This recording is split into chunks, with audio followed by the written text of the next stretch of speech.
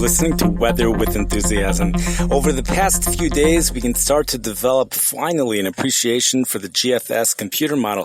It's the GFS computer model last week that brought an awareness of this hurricane, and it was not the European computer model. More importantly, however, the GFS model, as of last week, was already forecasting very cool conditions to move over to the Boston area for Thursday. The European computer model showed temperatures going into the upper 90s, even low hundreds for Massachusetts. We have to assume at this point, since both models are forecasting the conditions to remain cool over Massachusetts for Thursday, the chances are it will. And that's bravo for the GFS computer model. One thing, though, we still have basically established when it comes to the Midwest, so far this spring, going into the summer season, the European computer model has been absolutely amazing.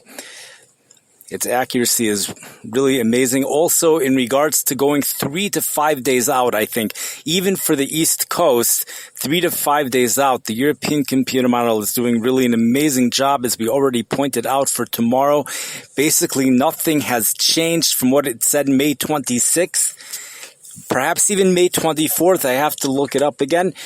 We have Boston. Temperatures crashing into the upper 50s to low 60s tomorrow afternoon after high temperatures reaching the upper 70s, according to some forecasters, and temperature record heat in Poughkeepsie, New York. Previous record 92 degrees, forecast high tomorrow mid-90s. If it's low dew point air over there, we have to see whether that 100 degrees that was forecasted by the European computer model for Thursday in Massachusetts. So granted, it doesn't look like it's going to be happening, but the question is, was the European computer model on to something in regards to this air mass? The air mass on the East Coast tomorrow is the same air mass that would have been on the East Coast on Thursday.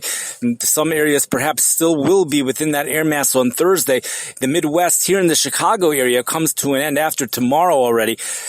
The question is, could it be we will have a spot that will hit 100 degrees? So, if we have low dew point air, I think it's a possibility. I would put my number at 99 if we have low dew point air. That has to be looked into. We certainly don't have too high dew points. The dew points are not that high on the East Coast. Even, I know the way these forecasts are worded is hot and humid. But it says hot and humid when the dew points are in the 60s. It says hot and humid when dew points are in the 70s, of course. But even the mid-60s, the terminology doesn't change until you get into the upper 70s, when you start to see very humid and stuff like that. So the Midwest, the dew points this spring have been hanging out, especially in the state of Missouri, closer to 70 degrees. We'll have more information on that. I plan on having more information about all this tomorrow. For now, thank you for listening.